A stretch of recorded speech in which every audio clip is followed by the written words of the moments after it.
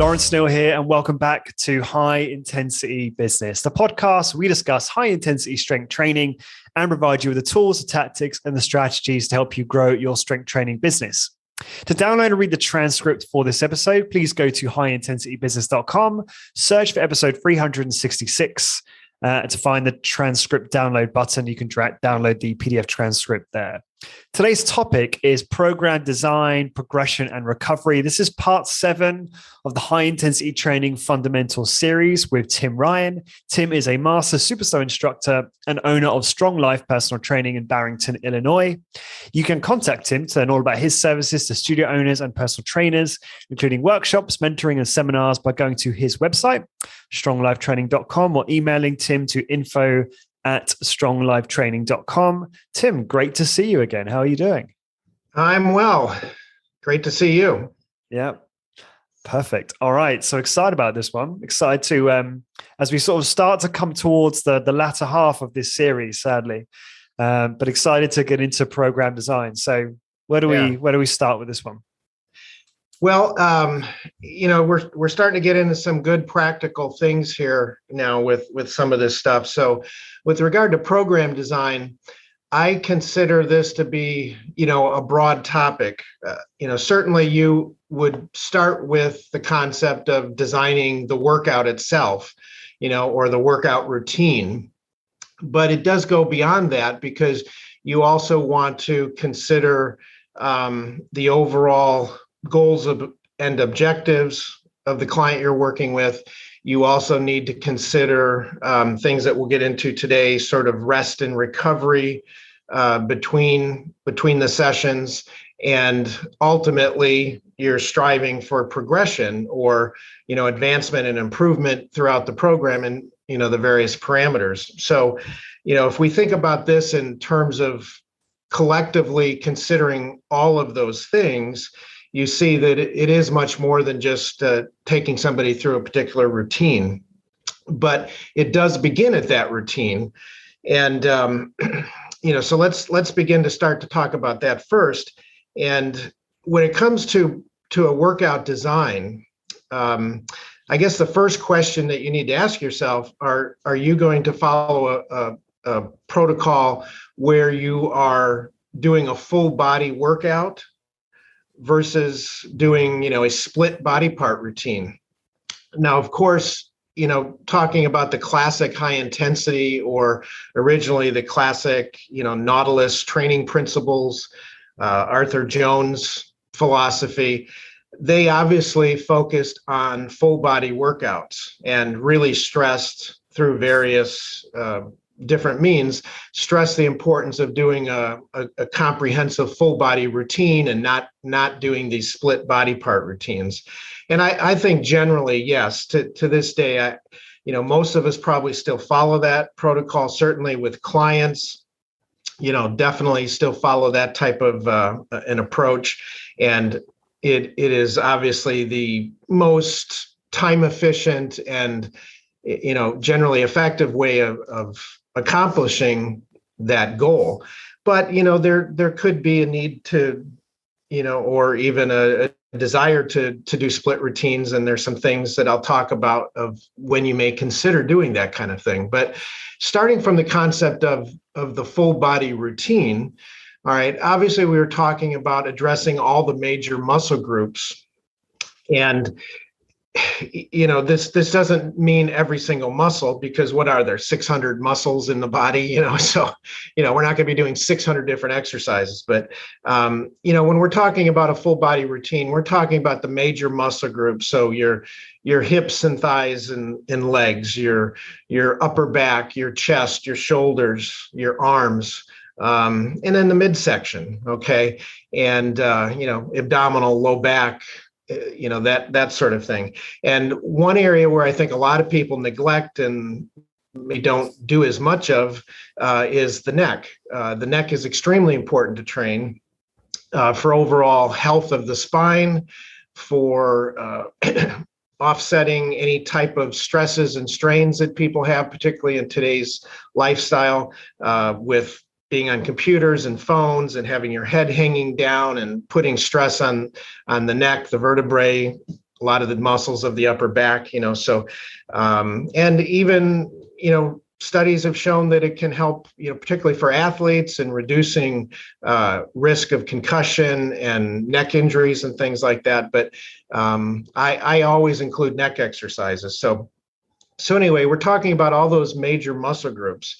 So when I take a look at designing a routine, I'm going to consider that, and also consider the implications when accomplishing that. Consider the implications of doing compound movements, meaning multiple muscle, multiple joint action movements. So things such as leg presses and pull downs, or compound row, chest press, overhead shoulder press, things of that nature, versus doing sort of those isolated rotary movements where you're doing something like a leg extension, a leg curl, lateral shoulder raise, bicep curls, things of that nature. And, we always hear this idea that, the compound movements are going to be more efficient, and they're going to use more muscle groups, and compound movements are going to be better for building muscle mass and things like that. But it's not an all or none type of thing. Certainly you want to use those compound movements, but you want to use the rotary movements too. I think a good selection and a good balance of the two type of movements are going to give you the complements of both, the advantages of both. And there are certain muscle groups that you cannot train without a rotary movement. Okay, the neck that we talked about is going to be a rotary movement. The hamstrings, the calves, those are going to have. Do you remember you and I had a massive debate on our first podcast together about the importance of leg flexion for hamstring recruitment? Oh yeah. I say debate. It was more just me trying to understand, and you explaining to me your view on why you felt that rotary leg curl movement was really important. Right. Yeah. So, there's going to be those muscle groups that you really can't adequately address without a rotary movement. So I definitely design routines that involve some of both. On occasion, maybe I do certain workouts where it's mostly all compound. If time is limited and you want to get a workout routine with a minimal amount of different exercises or different machines, you're going to be able to accomplish that better. If you have a client coming late, do you tend to default to like a few multi-joint? Like if they've got like 10 minutes till your next session, you just go straight to like a big free, like leg press, chest press, pull down, something like that? Yeah, exactly. That's a good point. We do the same. When the time is real limited like that, and so I'll generally, if they come in late, I take a look at how much time I've got, and then make a kind of executive decision on what's going to get deleted from the workout. And yeah, I would delete those smaller things, probably delete some of those rotary movements, and just do kind of the big core, the big three, the big five, type of thing, where you're going to get your most bang for your buck and be able to cover all the bases in that limited amount of time. So just one more question, just to back up for a second. Maybe this is a given, but you're having a consultation with the client before any of this, right? Which is going to inform that workout design as well. So you talked about you could have split routines or full body, but maybe the consultation might dictate what is potentially best for that client, depending on, their goals, their schedule, their preferences, things like that, right? So are we factoring that into all this as well? Yeah. Starting with that. And one of the things I always say is that, no matter who you are, what your goals are, maybe what your status is, we want to try to get a good, complete, comprehensive routine. We want to cover all the bases. We want all those major muscle groups exercises. We don't want to neglect things. Okay. But there are going to be instances where maybe due to injury, somebody comes in with a pre-existing injury or joint problems and things that they just can't tolerate. That's going to maybe cause us to delete various exercises from the routine. May have somebody that's involved in sports, athletics, pursuit of some sort, where not that you're not going to train the full body, but maybe you're going to want to insert exercises that put emphasis on certain areas, or maybe smaller things, maybe the grip muscles or something that wouldn't be as critical for an average person, but would be more important for an athlete. Yeah. So you're going to take those things into consideration, but while still trying to make sure that you're, covering all the bases and not neglecting things. So yeah, we're doing that consultation. We're getting focus on what their goals are, what their health history is, see if they have any limitations. And one of the things, not to get sidetracked, but one of the things that I ask somebody right away, if they say they have certain injury, whatever that may be, whether it's a low back or a knee or a shoulder, I'll ask them, okay, have you found certain movements that you just don't tend to agree with you? Does lifting your arms overhead cause you problems, or, doing this, that, or the other thing? Try to see if they know certain exercises or certain movements rather that cause them problems. Okay. So from there, I'm going to try to figure out a way, how can I work each muscle group without causing aggravation or irritation to whatever their problem is. So just a quick example, somebody may say, my shoulders, I cannot tolerate pressing overhead. Every time I press overhead, there's a problem, So I want to be able to work the shoulders, but if I can't do it with a pressing overhead, maybe I can do it with a lateral raise, lateral side deltoid raise type of thing. And a lot of times that movement will be tolerable, even though pressing over the head isn't. So there's a way I can still get at those deltoids, still work the shoulder area without causing irritation. Okay, so we're taking those things into consideration, and I would say, almost universally with most clients, I'm going to design a full body routine. And as we look at this, obviously one question becomes, how many exercises, how many different machines do you include in one workout? And I'm sure people have different variations on this theme. You could go, obviously from the Doug McGuff original type of body by science thing of the big three or the big five. But you could go up and, a lot of those Nautilus routines and Ellington Darden's routines from the Nautilus books, a lot of those had 12 or 14 exercises in them. Okay. I tend to fall somewhere in the middle of that. Most of my clients, I'm going to probably do around eight different exercises, maybe 10, if we're doing some small things, adding the neck in and so forth. So I tend to focus on maybe doing 8 to 10 exercises in a workout, and then taking a look to make sure that I've got some lower body movements, hips and thighs, got something for the upper back, something for the chest and the shoulders. Can you give us like a very quick example of what one full body workout might look like? Oh, yeah, certainly. Yeah. So it may be something where, and right before I get into that, let me address another point. With those, exercises and fitting those different movements in to cover the body, you also need to pay attention to, okay, what order are you going to do these in? Okay. Now, Nautilus always suggested that you do the largest muscles first and the smallest last. Okay. And you do, typically that's going to mean addressing the lower body first, hips, thighs, buttocks, so forth, building through the upper body, doing sort of the upper back, the chest, the shoulders, kind of finishing up with the arms. Okay. So not the biceps first.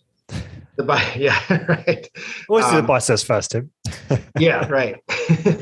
And, with the philosophy behind that, the idea was a couple things. One being that you want to do the larger muscle groups first because those require the most amount of energy and are maybe the most demanding to do. So you don't want to do those at the end of your workout when you're already tired from other things and maybe you don't have the full amount of focus and energy levels to devote to those, bigger, heavy duty, large muscle group exercises. That would be one aspect. But then the other aspect is you want to be doing these smaller muscle groups, which are going to interfere with or impede your ability to, work those larger muscles. And a good example of this is you don't want to go work your biceps and triceps before you did, your chest and your upper back and shoulder exercises, because as we know, when you're doing any type of pressing or pulling movements, you're using your biceps and triceps in those. Unless you're deliberately trying to pre-exhaust yourself, right, in a specific type of protocol, right? Yeah, right. I mean, if your desire was to have like an arm-focused routine where you really want to hit those extra hard, and maybe you did a bicep curl followed by a chin-up, okay, that's fine. But if your desire is to get kind of those larger torso muscles involved in the upper back and the lats, you wouldn't want to do a bicep before a chin up, because your arms are going to give out before you've really adequately stressed your, those larger muscles. So that's what I mean by that. So, so you're considering all those things, and by those rules, you would think that sort of the abdominal exercises and the neck exercises would be done last, okay, because those are the smallest things. But I tend to put those in the beginning of the workout for a couple of reasons. One being, particularly when it comes to the neck, training the neck is a very delicate situation. The form and the technique involved with it is difficult for people to perform. You've got to focus on body position, maintaining body position, posture, stability in the exercise. And obviously you're trying to also be, very careful and smooth and steady with your movements. So number one, I find if you're trying to do those exercises at the end of a workout when you're exhausted from everything else, that's going to tend to make it very difficult to concentrate on all those variables. That's a great point, because it is. I used to find it so difficult using the four-way neck, or was it I can't remember if it was a four-way neck, or just maybe it was a neck extension, neck flexion, and a lateral neck. I don't know if they were separate machines. Medix machines at Keyser. But I always used to go in and use it and then make a note thinking, I need to check if I'm using this machine correctly. So no, I completely agree with your point. I think that if you are, if you have the maximum energy, you've got maximum composure at the start of the workout, that makes sense to start that. I mean, we don't have a neck machine yet. We will do. And I'm just thinking that's probably how we would end up programming in most clients' workouts at the start. Yeah. It really does work well in that regard. And the other aspect is that I'm intentionally trying to sort of build a little warm up into the routine prior to getting to those big heavy duty exercises. So, if you followed the strict letter of the law and say, we're going to do largest muscles first, you'd walk in the door and you'd go to the leg press. Okay. But being totally cold and, just walking in the room and going from literally 0 to 60 in 2 seconds or something on the leg press, I think it is good to kind of build in a little preparation, a little warm up, get the flow of the workout started before you get into something like the leg press. So not only does doing the neck first allow you to concentrate better on the form and technique, but it also gives you a little bit of a light warm up, gets the blood flowing, gets the body temperature going a little bit prior to getting into some of those other things. So yeah. And I follow the same kind of thing with the abdominal exercises. It's just allowing us to kind of set the pace of the workout a little bit and gradually kind of build into it. So I'll do the neck, I'll do, the abdominal exercise, or, a torso rotation exercise or something early in the workout. Then I'll move to the lower body movements, legs and hips and so forth, and then proceed through the larger upper body movements. Okay. So we're thinking about those things. And then we are also focusing on always paying attention to not doing certain exercises before another if it's going to impede your ability to perform, that latter exercise, okay, in a bad way. So as you mentioned earlier, yes, if you're trying to pre-exhaust something, you're going to, if you're doing sort of a chest fly before a chest press, or if you're doing, like you indicated, the biceps and then followed by a chin up or something like that. And if your desire is to hit those biceps or, pre-exhaust something, then what you're doing as the pre-exhaust is obviously going to weaken you and make, hinder your ability to do that second exercise. But in this case, it's being done with an objective in mind, and it's accomplishing the goal of hitting that target muscle even harder. Okay. But what I'm referring to here would be that, if your desire is to get the most out of your, let's say, upper back and your lats and those larger upper back torso muscles, you would not want to do a bicep before a row or a pull down or, something like that, or a chin up. So, kind of think about the implications of those prior exercises you're doing, and is it going to hinder that latter exercise in a bad way, or is it going to, accomplish your objectives?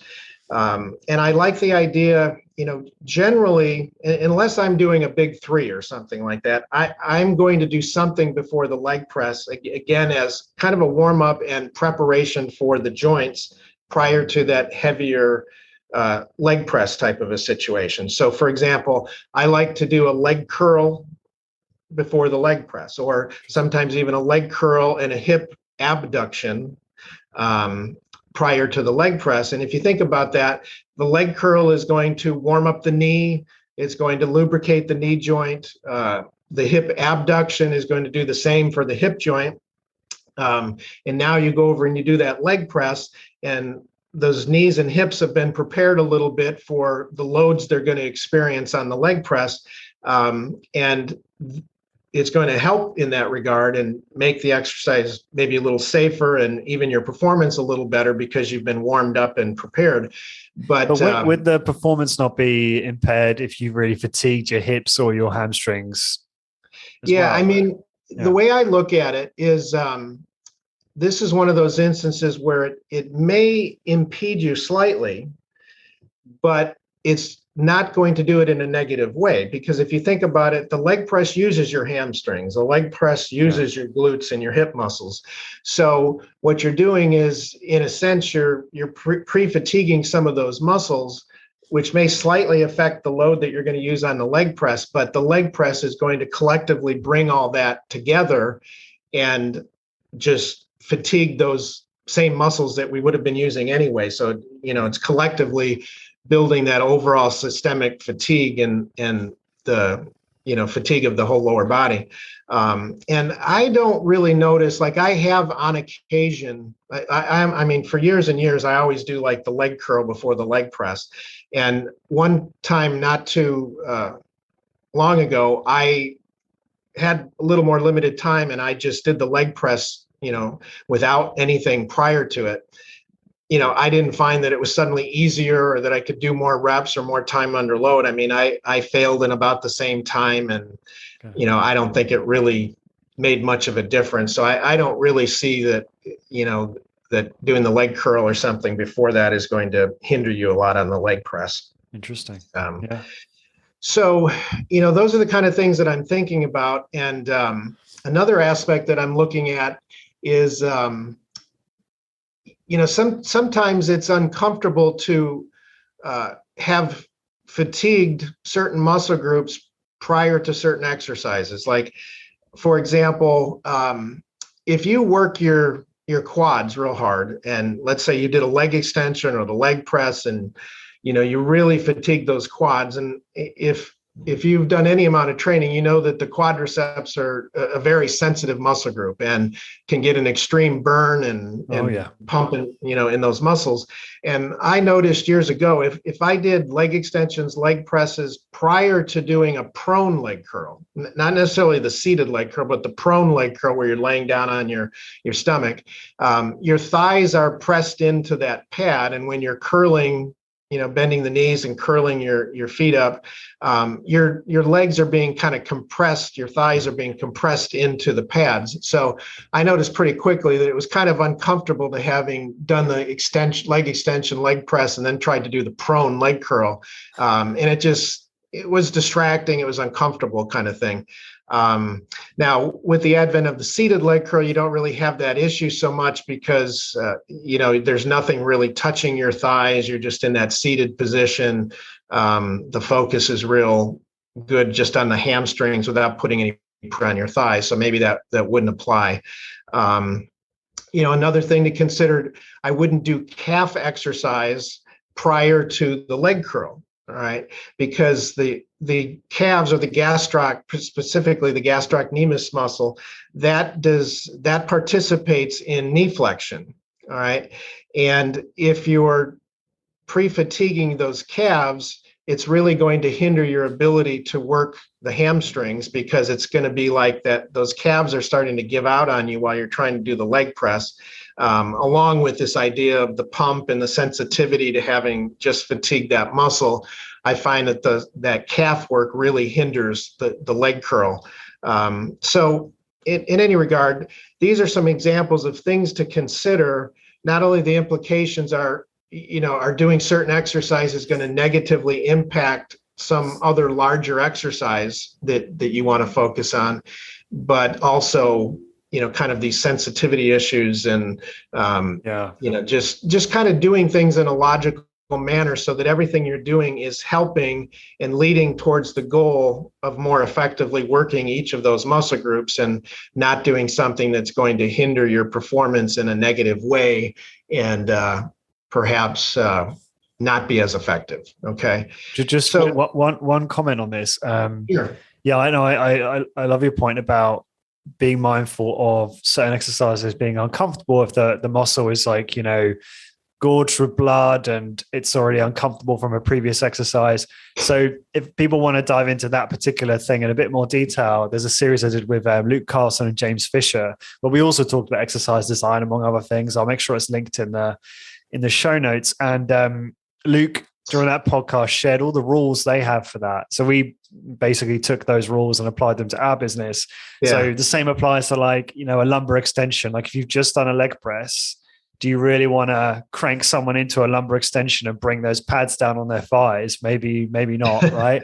There's a few more examples like that. And you just got to look at your own setup, your own machines to figure out what makes sense logically, and then create those rules in your business so your personal trainers understand that they need to design workouts with those factors in mind.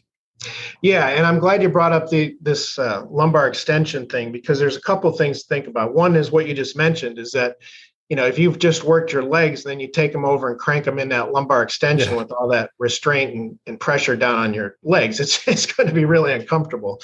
That exercise is uncomfortable in that regard to begin with. So you definitely wouldn't want to add to it with that type of approach. But another good point here is that I never do lumbar extension prior to leg press. Okay. Oh, okay. In fact, I would tend to not even do leg extension on the same day that I'm doing the leg press, because when you're doing the leg press, it's extremely important that your back muscles are fresh and strong, your low back, so that you can provide proper stability and stabilization and support for your pelvis and your hips, and to keep your body position stabilized into that back pad and so forth.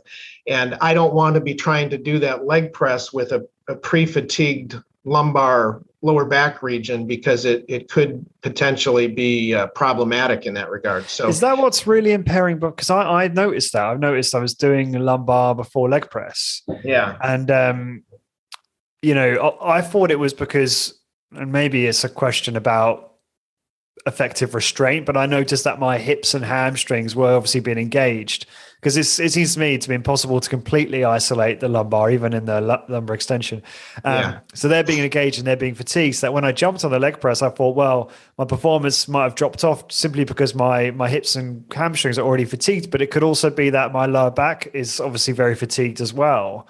Yeah. And that's playing a role in that chain. Is that what you're suggesting? Yeah, that's exactly what I'm saying. And actually you sparked another point that I want to make, is that one thing I have seriously noticed is if you do the lumbar extension, not only prior to the leg press, but prior to like hamstring work, leg curl, you will be severely limited on the leg curl. Okay. Because even though on the lumbar extension, the action of the hamstrings and the glutes and so forth are blocked out. Okay. They're not assisting you on the lumbar extension exercise, but they are active. They are contracting. They are neurologically stimulating. You are putting a lot of stress on the glutes and the hamstrings on that lumbar extension exercise in a sort of a static, isometric, contraction, and you will be significantly fatigued in those areas. So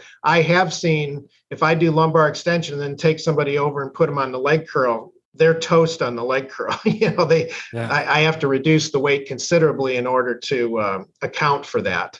So yeah, I mean, I will try to, for those reasons, I won't do leg press after lumbar extension. I usually won't do leg curl after lumbar extension. I'll have a routine where maybe those couple exercises aren't in there on the days that I do lumbar extension. So, right. I was going to ask you, how do you work around it then? Because it's difficult, right? Because we've just talked about how you almost don't want lumbar to immediately follow leg press because of the discomfort in the thigh, but then you don't want to precede the leg press of the lumbar because you'll fatigue the lower back, which will impede performance on the leg press. So is it a case of having the exercise on a completely different workout, like a workout B, like you suggested? If you assume that you're doing full body workout A, full body workout B, and a slight deviation to get the most out of each exercise? And or can you just space them out, right? So if you did a leg press at the start of the workout, for example, and you did a lumbar right at the end, could that work? Because by that point, the thigh is not so. What's your thoughts on that? My first sort of ideal approach would be to try to put the lumbar extension on a totally separate workout, like on the B routine or something. Yeah. And I may do, on the day I do the lumbar extension, maybe my lower body workout is going to be like the hip adduction, the hip abduction, and the leg extension or something. Okay. So lumbar extension is not really interfering with any of those, and vice versa. Sometimes it is difficult where just the design of somebody's routine, or maybe somebody's only training once a week and I'm just having them on one main routine and I want that in there. So then I will resort to trying to separate those two exercises as far apart as possible, where that's a case where maybe I am going to, do my lower body first and do those leg exercises and then put the lumbar extension at the very end of the workout so that there's maximum distance between, having fatigued those legs before I do that lumbar extension. And, that usually works pretty well. Okay. And you just kind of have to consider, due to the constraints of what your routine is and how frequently that person's training and your A and your B routine or whatever you have, and just kind of make a judgment call on what's the best approach to minimize the impediments of doing those two exercises on the same workout. So got it. Yeah, it makes sense. So I mean, all these different principles, and so from there, getting to your question on what would be sort of a sample routine, and one question I'm oftentimes asked is, somebody will ask, what's the ultimate routine, or what's the best routine to follow, or something like that, particularly if I'm consulting with somebody and doing some things, or if I'm teaching a new trainer. Everybody wants to jump to this idea that there's some sort of magical ultimate routine, and there's really not. Okay. A lot of different routines can work, and a lot of different combinations of exercises can work, as long as you're following these basic principles that we've been talking, and you're considering the implications of the various effects of certain exercises before others, then a lot of different routines can work. Okay. What's the popular saying? The best routine is the one you're not doing. Right. Yeah. Well, and here's the other thing. Even if you did come up with some best ultimate routine, it's not going to forever be the best ultimate routine, because if that's all you ever did over and over and over and over again, you're going to get stale on that. So there's going to, at some point need to be some variation. But for all the program hoppers out there, I empathize, because I'm just as guilty. Yeah. You hear about some routine or some modification you can make. I mean, it's very rare that I design a new routine for myself and I don't modify it like within like one or two workouts. I never cannot stick to exactly the same thing. Right. Anyway, sorry, go ahead.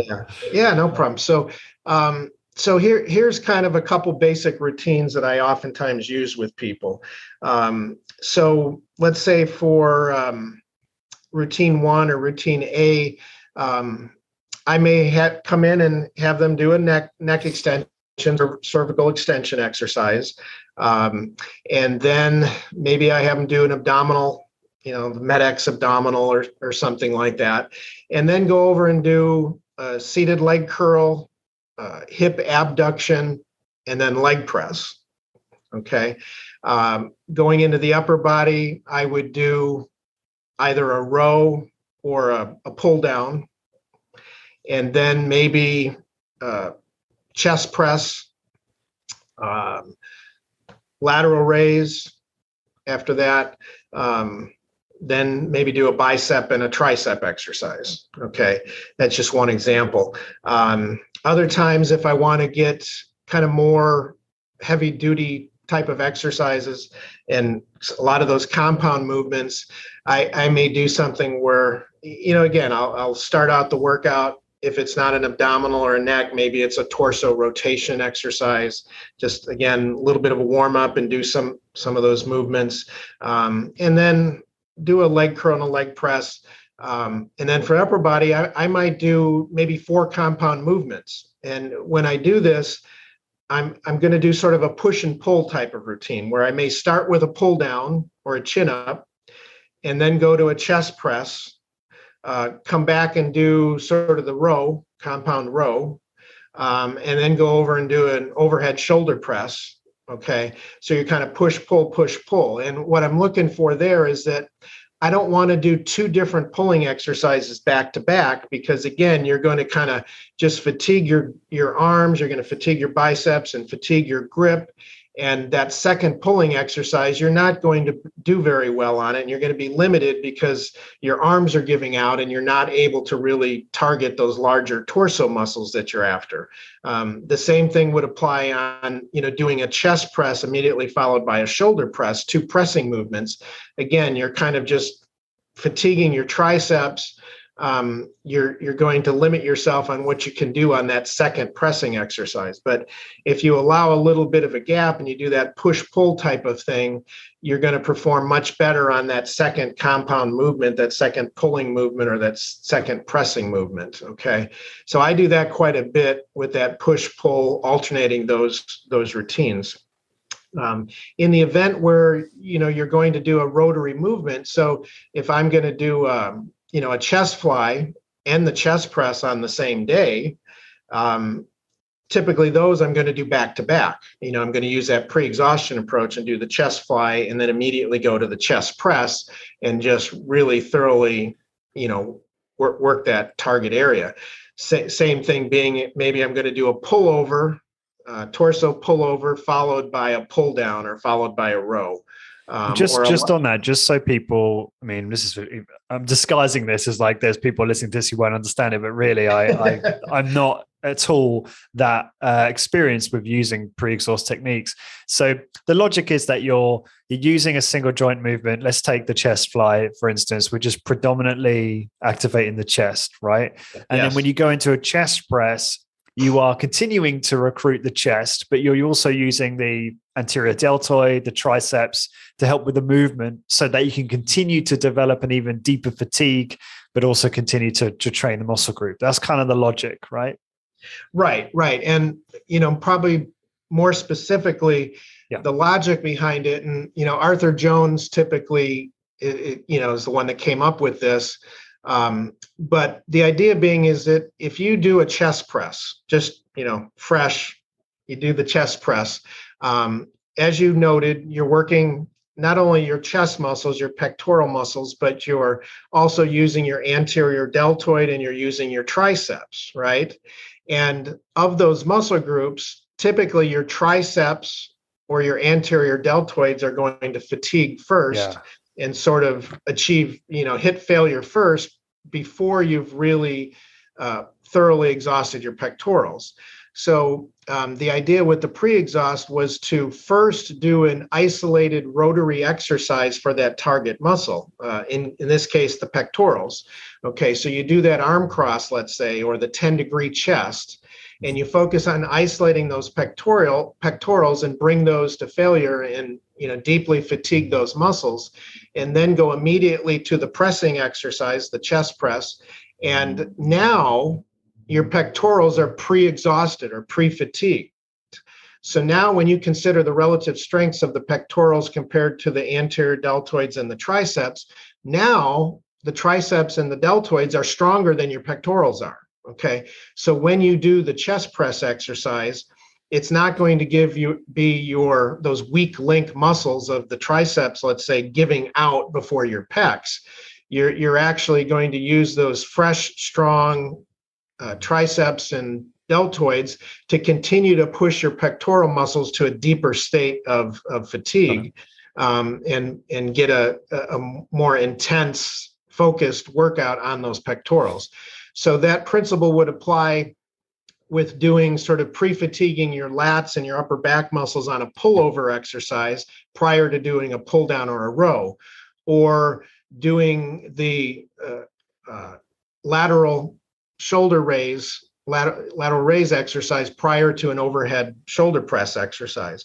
All these are examples of sort of pre-exhausting the target muscle and then creating a situation where now those weaker link muscles of the arms are no longer the weaker link and can force those target muscles to deeper levels of effort and fatigue.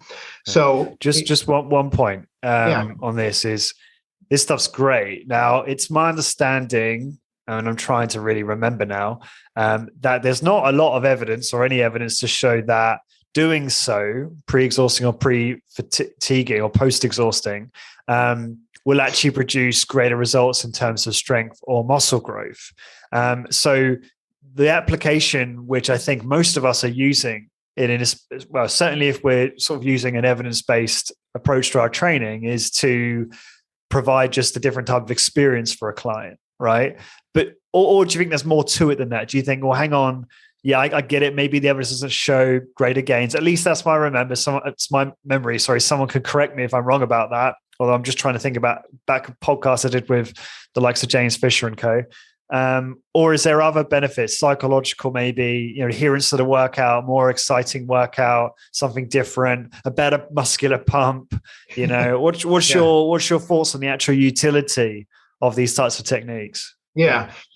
Well, another great topic I'm glad you brought up, because it's really stimulating some things that should be addressed here. So definitely. I would say my experience has been a couple things, is that that compound movement, that second exercise. So if you've done the pec fly or the arm cross or the 10 degree immediately prior to the chest press, one thing I've always noticed both with myself and with clients is you tend to not ever really make much progress on the chest press exercise or whatever that second exercise is, because, there's no doubt that this pre-exhaustion just crushes the muscle. I mean, in terms of the extreme fatigue and strain and pump and everything that you get in that target muscle of the pectorals, that's can't be denied. But in terms of actual progress, I've always found that you end up not making a lot of progress on that second exercise, that compound movement, and you seem to kind of go nowhere with that.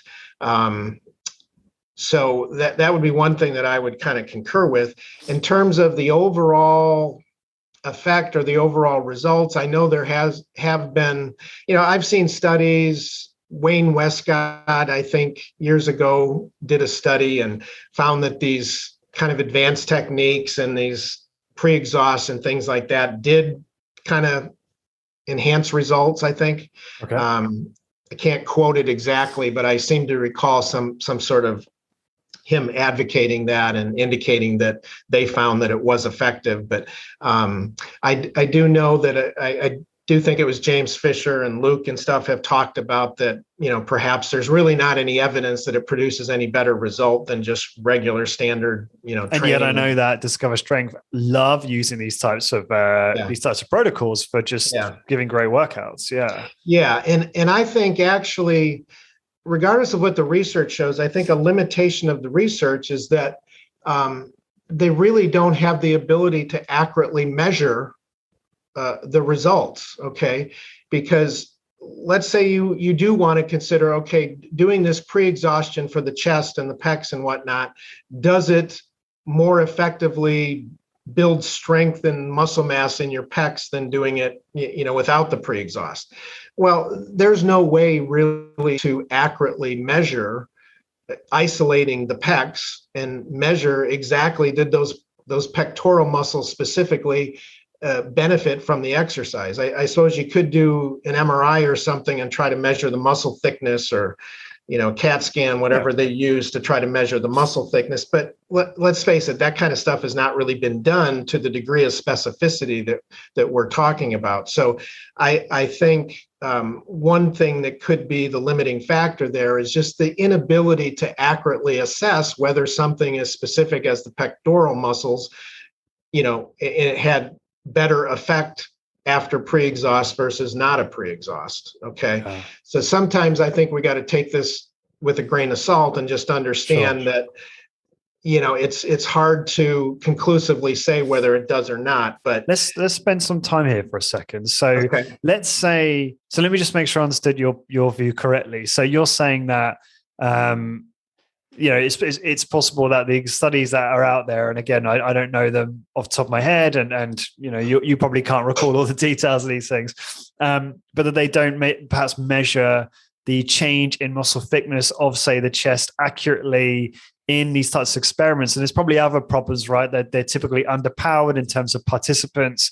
There's also the fact that you would have to you have to have a large number of people, I guess, to draw out some strong conclusions. And you'd also have to have a crossover, right? Where you have different groups doing different protocols and a control group, and it can get quite expensive. So maybe there's not the interest to do a study like this. I mean, I don't know how valuable it would be to do or useful it would be to do a big kind of pre-exhaust study. And maybe it's already been done and someone can challenge me on that. But I don't necessarily agree with or understand your view on is surely it is quite simple to measure muscle thickness change, albeit there is obviously a little bit of measurement error there. But so long as you got a big enough sample size and the study design is tight, you should be able to measure that.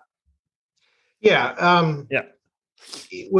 With that type of thing, measuring the muscle thickness using an MRI or something like that, certainly that could be done. Okay. Yeah. But I'm not aware of studies that have been done like that to the degree of specificity to targeting a certain muscle like the pectorals and measuring that and comparing pre-exhaust, pre and post to that. Okay. I know they've done some of those muscle thickness changes just generally overall with training, putting somebody through a program and, comparing maybe multiple sets of an exercise versus single sets to failure, measuring the strength, measuring the muscle thickness, and, maybe arriving at the conclusion that both methods work about the same and there's no real significant advantage to doing multiple sets, so I know they've done that. I'm not aware of any studies where, say, with pre-exhaustion, where they've specifically looked at, say, the pectoral muscle and trained one group with just chest presses or something like that, and one group with arm cross followed by chest press doing the pre-exhaust, and then measuring the pectoral to see which one got better results and so forth. I think they've done a similar thing where they tested multi-joint bicep versus single joint.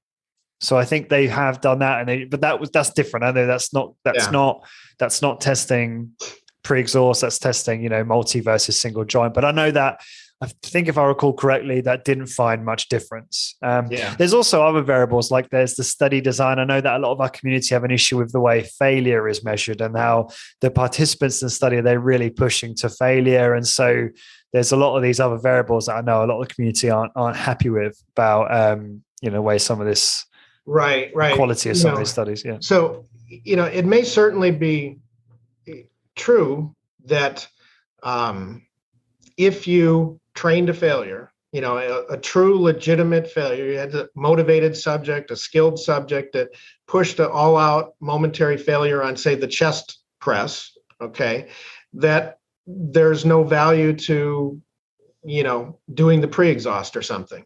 But now you also have to take a look at what about all those clients that we all have that don't really push to failure, that it's hard to get people to train hard enough. It's hard to get people to go to a true state of failure because they give up either pain tolerance or discomfort, or they just don't have the motivation and the desire to work that hard. So now, okay, since we know that they're probably not really at failure, what sort of techniques can we use to get them to a great point, deeper state of failure? And now combining, more than one different exercise for a muscle group, or in this case, more specifically, putting that pre-exhaust in place and trying to, do the pec exercise followed by the chest press, or the lateral raise followed by the shoulder press, and doing something to sort of double the effect on that muscle, so that through that, you're getting them collectively, even though they might not reach a true state of failure on either of those exercises, collectively, you induced more fatigue and more stimulation for that person than would have otherwise been accomplished if you just did one exercise. Okay, so I would certainly think that there's a place for doing either multiple different exercises or pre-exhaust technique, versus if you compare somebody that's really working hard and really giving you a legitimate effort and training to true failure, maybe in that case it wouldn't matter, because we could have a situation where once you've achieved a certain stress threshold of stimulation on the muscle, maybe stimulating it even greater than that doesn't have any extra effect. Maybe there's just this the idea of the overload or whatever, that once you achieve a certain level of stimulation, the growth machinery, the process has been set into motion, and doing it over again with multiple sets, or doing it over again with a different, exercise for the same muscle, hitting it twice, maybe it just doesn't have that much greater of effect, because you've already accomplished the objective, and doing more and more beyond that is not adding to it. Okay.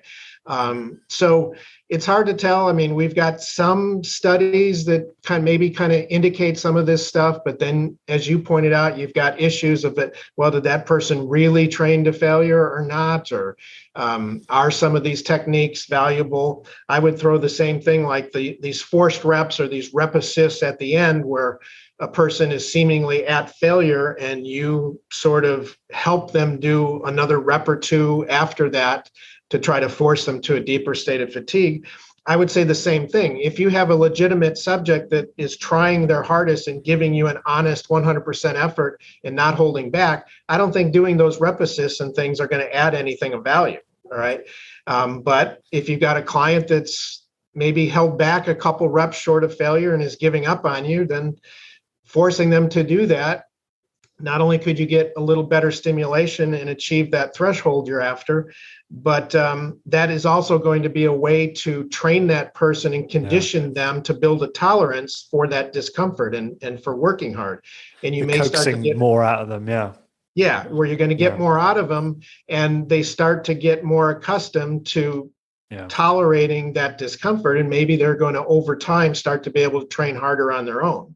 I think that's the most important point you've made about this whole discussion about this advanced technique is, or not advanced technique, this programming is you can get more out of the client. It's not just about preference, novelty, experience, excitement about the workout. This is a trick to actually get more fatigue and help clients just get more out of their workouts. That's a view on it I hadn't really taken. Yeah. Right. And about the only thing I'd add to this is that you have to be careful that you don't get into sort of abusing some of this stuff, because a couple things would happen. One, if you're doing a lot of this stuff with a subject that is truly giving you a 100% and it's a true failure they're achieving on their own, then I don't think any of all this stuff adds a lot of value and could be sort of insult to injury and just overdo it with that type of a person. If you're doing it legitimately with these clients that you're trying to get to work harder and trying to get a little more fatigue out of them, I think it's a good legitimate technique. But again, it could be abused, because if the client knows that every exercise of every workout, you're going to do this to them and you're going to give them all these assisted reps at the end and keep forcing more and more upon them, they're going to learn to hold back. They're going to try to save some, because they know that what's going to happen to them after they, so-called reach failure. So you don't want to train the person to know that it's coming and kind of hold back and wait for it. you still want them to try to get a true legitimate effort on their own. So this should still be used relatively sparingly so that you can surprise the person with it. Okay. Yeah. And sometimes when I do this, I'll try to do it in such a way that almost in disguise where the client doesn't know I'm doing it. Okay. Where certain exercises, I'll get in a position, as they're coming up to that last rep or so, I'll get in a position where they can't see me, but I can assist the movement arm to move a little if they get stuck.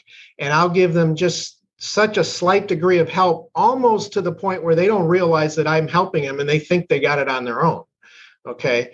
And it's hard to do that on every exercise because it depends what sort of leverage point you have on the machine and how much load they're using. But in a lot of cases, you can just sort of barely assist that movement arm and just tweak it enough that you kind of get them through that rep without them hardly knowing you helped them, and they did most of it on their own. What can you give me some examples? What machines do you help where they can't see you helping in particular? Yeah, well, one would be particularly the Avenger leg press, because you've got that big lever arm with the weight horn hanging out the back. That's dead handy, that. Yeah. And, you could be standing sort of behind them, slightly in their peripheral view, but you're standing sort of behind them, but you've got a big leverage advantage that you can push on that weight horn and assist them through it. And if you do it well, they'll hardly know that you helped. Okay. You could do that with sometimes with like a pull down, and you could be behind them and just reach up and kind of give a little assist on that movement arm. Things like that. I can sometimes do it on the MedX chest press, where I can kind of stand behind them, kind of where the weight stack is, and just give a little bit of help on that movement arm. Things like that. I can do it on I've got the medical lumbar extension, and I can walk around behind them and I can sort of grab that movement arm and slightly, assist them, and they don't even know what I'm doing back there. So that's great.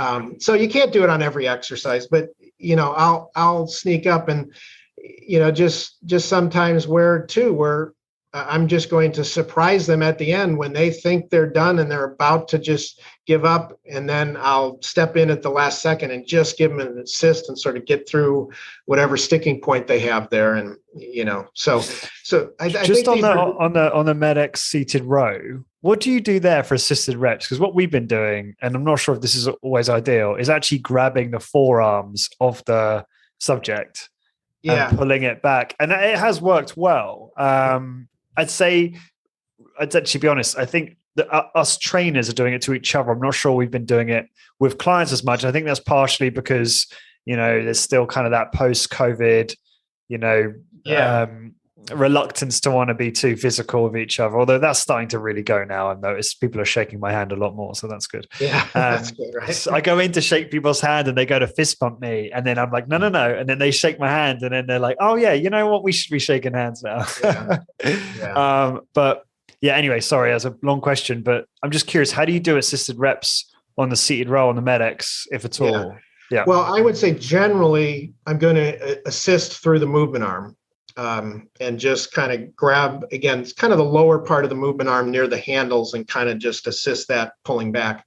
I have on occasion done kind of what you said, where I'll come around behind them and I'll reach out and I'll sort of grab their elbows or their forearm near their elbow, and I'll assist by slightly pulling back on their arms like that.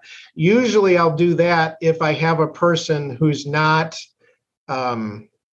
adequately sort of directing the movement, trying to bring those elbows back and trying to retract the shoulder blades and so forth. Sometimes what people do is I call it that they're trying to arm it. They're trying to do it all with their arms. Yeah. And what they're doing is they reach a certain point where the elbows stop moving towards the rear, and they just start trying to bend their biceps or curl their wrists or something and try to move the movement arm further. But by doing that, they're not really moving their elbows any farther to the rear and gaining any greater range of motion or contraction on those target muscles. So if somebody's doing that, I'll tend to more often assist through the elbows, because not only am I trying to assist them, but I'm trying to get them to focus on moving their elbows to the rear. Keep contracting those upper back muscles, getting more range of motion via moving the elbows rearward and not just focusing on moving the machine. All right.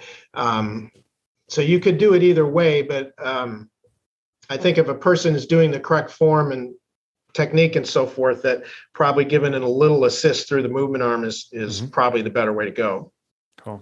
Awesome. So sorry for taking you off track there with the program design, but those were some good discussions. Yeah, no, this is all good. You brought up some good points and really stimulated my thinking on a couple points that were good. So I gave, right before this, I gave an example or two of a routine. And I would say with most people, particularly anybody training twice a week, I'm going to have at least an A routine and a B routine. So two different routines that I'll alternate. So a client training twice a week is going to get the A routine once a week and the B routine once a week.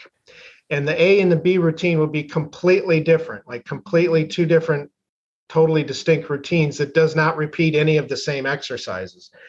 Now, of course, you've got to have enough machines or enough exercises to create two routines. If a facility only has 6 or 8 machines in total, it's going to be hard to have an A and a B routine. But, if you've got the ability to create two totally distinct routines, you can do that.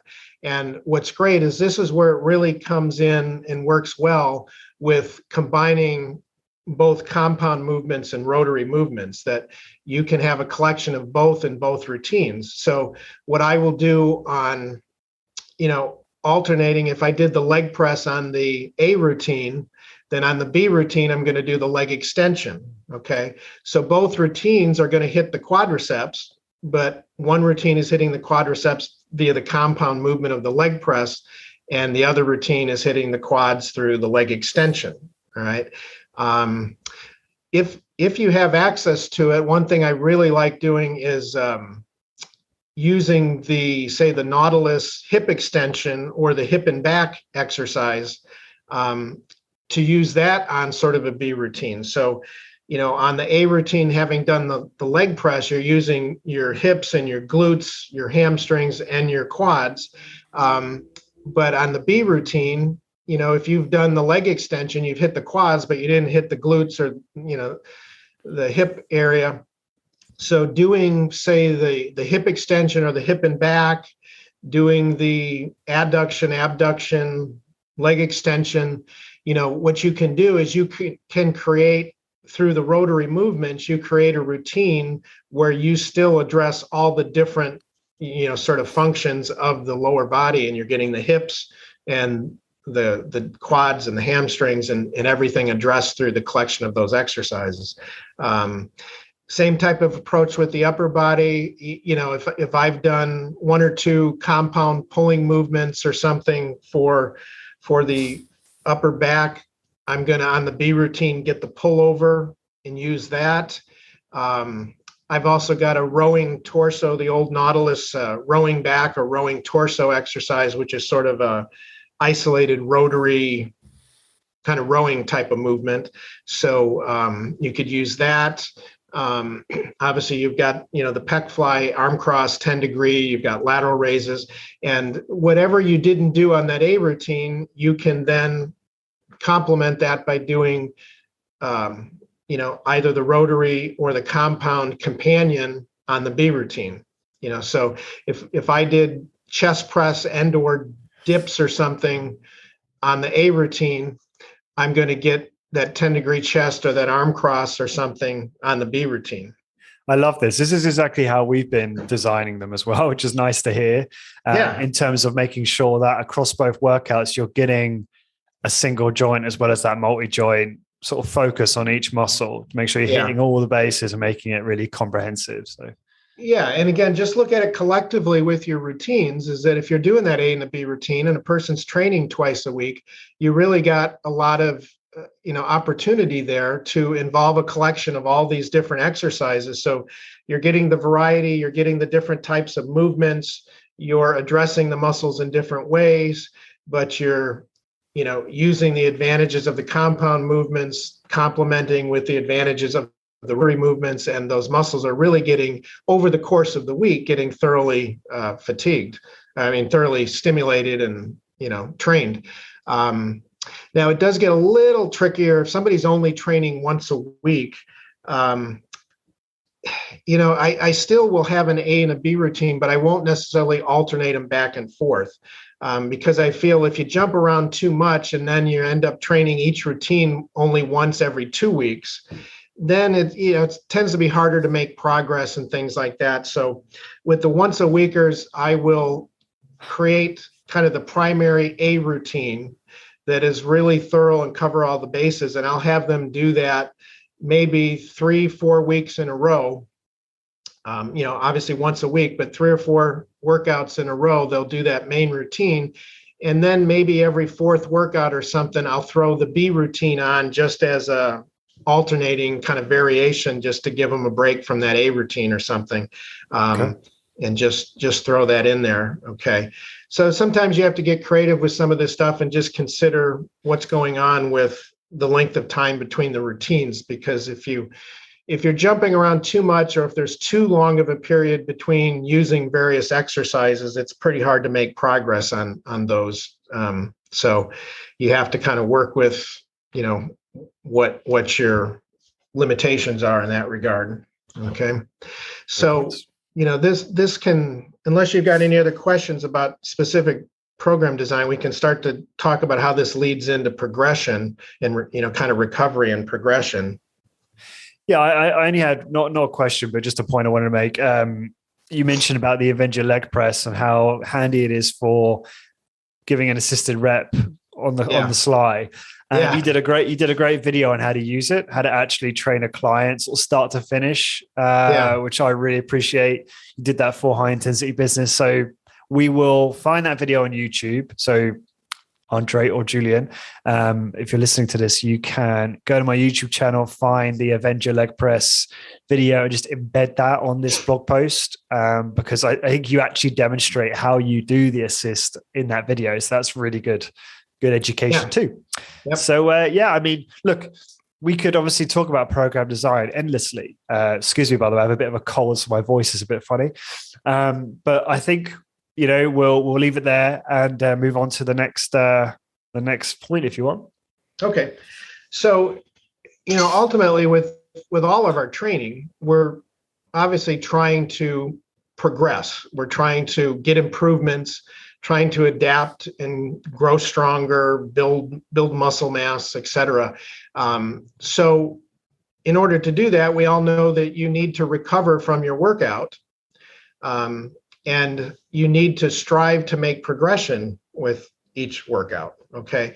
So when we talk about progression from workout to workout, that could be in the form of training with progressively heavier weight over time, or it could be using the same weight but achieving more repetitions or a little longer time under load, depending on where you're at with those two.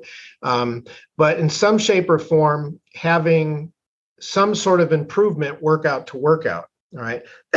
So I'm always looking at if a person has sort of achieved failure on the previous workout, but they did it sort of at the upper end of the rep range or the upper end of the time under load range, then my progression is going to be adding more weight on that next workout. Okay. In the cases where maybe the person achieved failure at the lower end of the range, I perhaps going to keep the weight the same and challenge them to go a little bit longer, more time under load, or get an extra rep more than they did last workout. Okay, so the progression would be that. And sort of the gold standard would be double progression, where you're going to add a little more weight and you're going to get an extra rep or a little more time under load. That would be great. But you want to see that from workout to workout and be challenging for that. And when it comes to more advanced situations, those weight graduations are going to be smaller. Okay, whereas you can see a beginner subject making advancement leaps and bounds with being able to go up in weight. The advanced subject, it's going to be much less and fewer and farther between.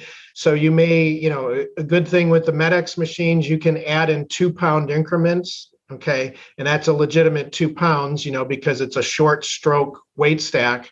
And that's literally like a real 2-pound increase, where adding 2 pounds to a larger stroke weight stack could actually be 3 or 4 pounds. You don't realize it due to the longer stroke. And that's a topic for another day. But at any rate, going up by 2 pounds, or if you're using, a plate loaded machine, a Avenger, Hammer Strength, or something of that nature, you may be able to get these little 1 pound increases. You could put a 2.5 pound plate. You could get these little 1 pound micro loading plates.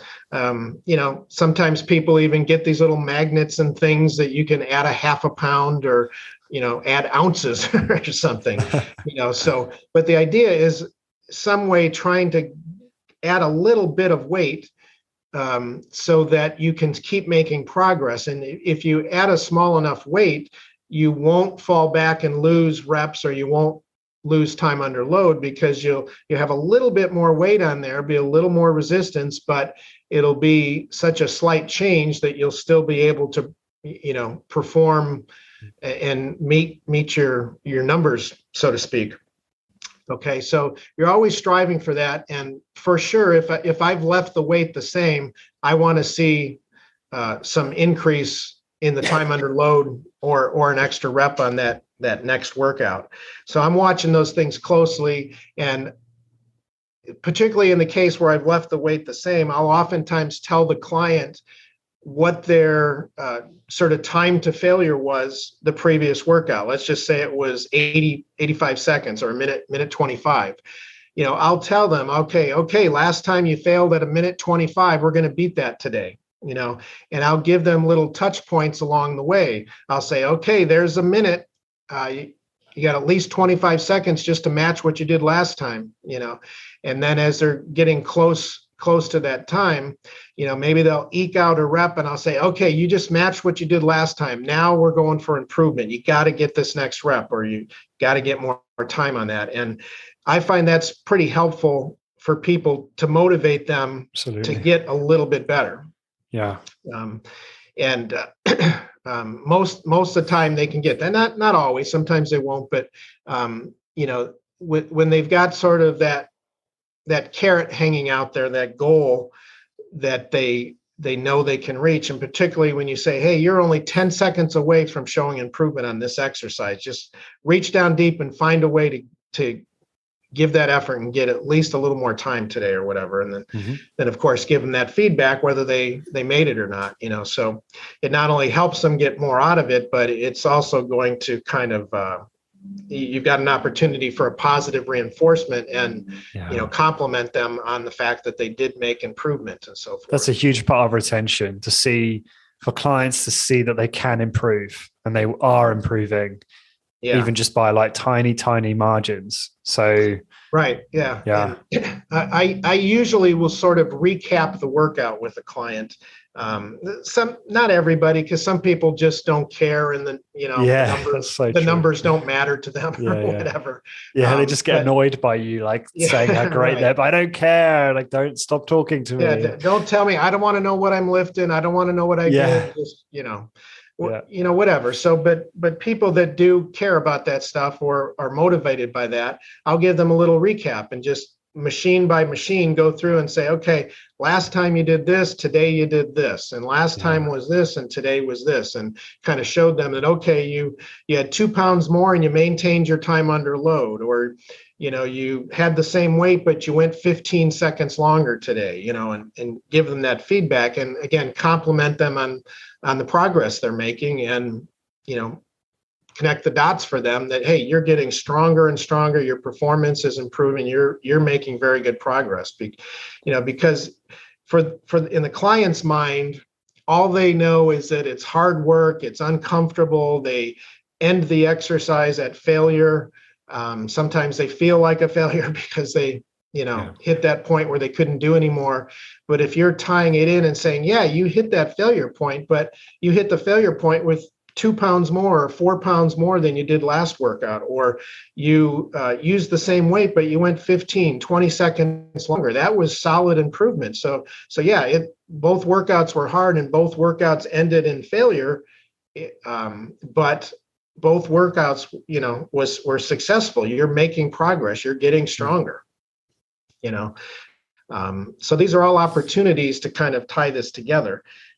So that's what we're after in terms of progression. But in order to make progression, you've got to recover from the previous session or the previous workout. How long that takes is, a lot of different variables, a lot of different opinions on that. But, I would say generally most average clients, we know that they can train twice a week, okay, and still make progress and still recover. And there have been studies on this that looked at that, trained people once a week, twice a week, 3 times a week, and pretty across the board, most people make very good progress on twice a week training, and that 3 times a week doesn't enhance that. One time a week is maybe going to be a little less progress than the twice a week. So with the average person, I think twice a week program is good. Yeah, you're going to maybe have these more advanced subjects that are working extremely hard and are motivated and disciplined and are really giving you all. And maybe with those, twice a week is a little too much. Okay, so you maybe need to insert a little more recovery time between the workouts. And one way of doing this, you don't have to necessarily go from twice a week all the way jumping to once a week. All right, you could do something where if you consider this a twice a week program, that means the workouts are falling on every 3rd or 4th day. So you work out on Monday, you come back on Thursday, or you come back on Friday, or if you worked out on Tuesday, you work out again on Friday or Saturday or something. So twice a week, those every 3rd or 4th day workouts. If that is not quite giving you enough recovery, then I think the next step would go to every 4 or 5 days. Okay, so maybe you train Monday and Friday on week 1, and then the following week you do a Wednesday workout. All right, so you go Monday, Friday, Wednesday, and then back on the following week after that, Monday, Friday, and then Wednesday. So if you kind of figure that out, that means you're training every 4th or 5th day. And in fact, most of the time you're, Monday to Friday is 4 days, but Friday to Wednesday is 5 days, and Wednesday to the next Monday is 5 days. So you're really training about every 5 days, occasionally every 4th day. So that's giving you another day or two of recovery. And I think that is really good for balancing that work and recovery and making good progress. Okay. Whilst I think that's probably optimal, I know we're not going to talk about it today, but it gets a real challenge with the scheduling, because suddenly you've got a ad hoc session day. And it's difficult. You can't lock in a recurring session. So you end up having less capacity to serve more people.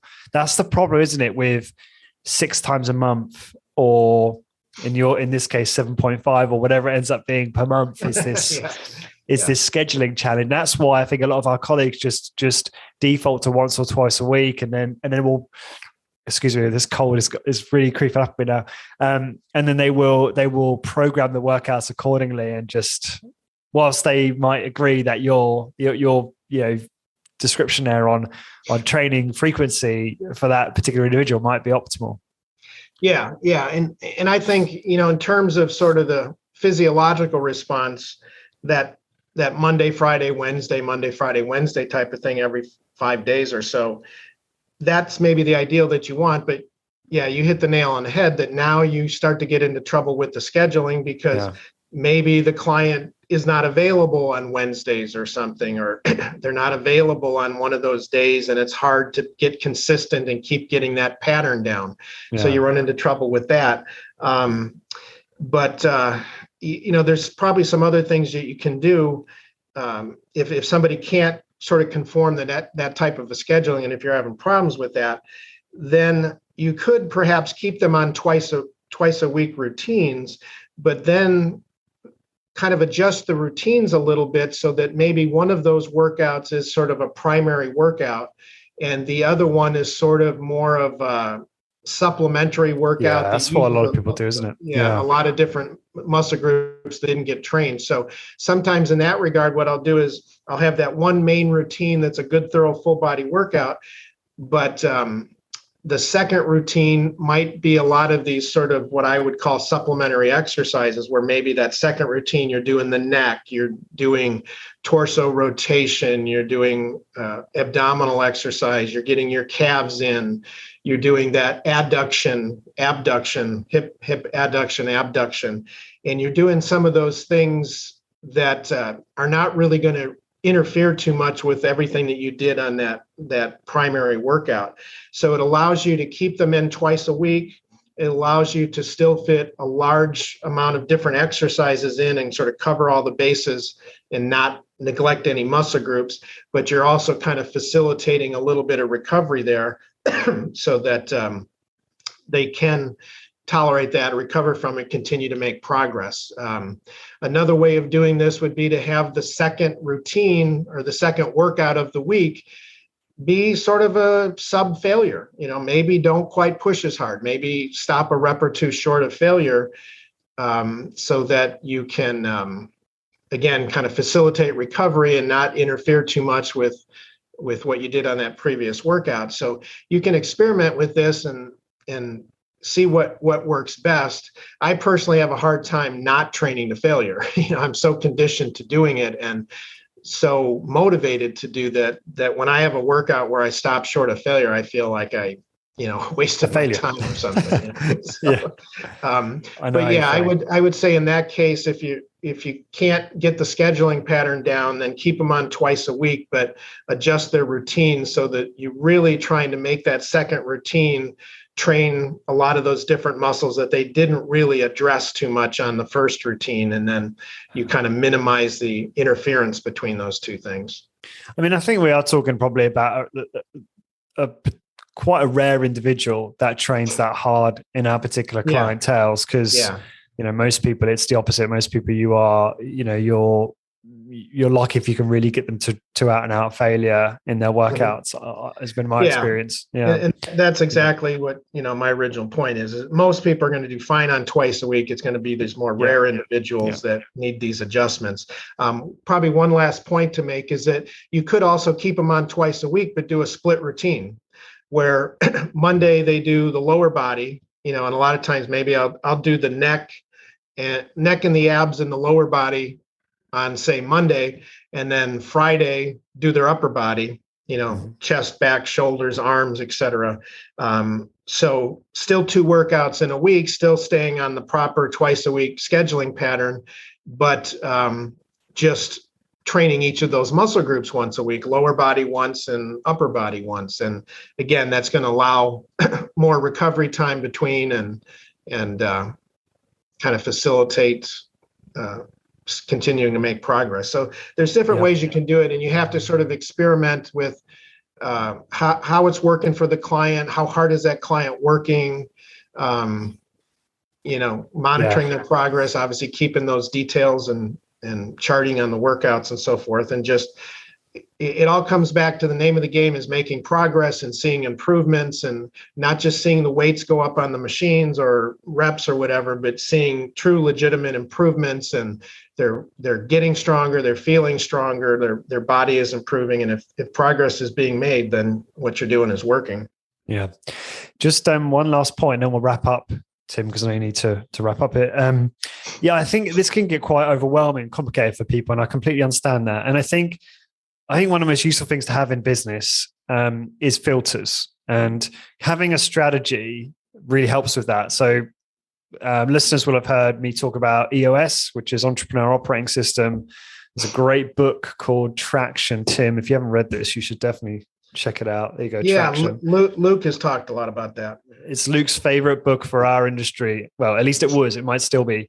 It's amazing, and it just helps you to define, your strategy, what you want to be known for, and so you create this brand and these strategic decisions, which then help make your decisions. So you can look at all of these things we talked about today in terms of how you want to design the workouts and how you want to train people, and use this to help determine, okay, what's the right path for your business.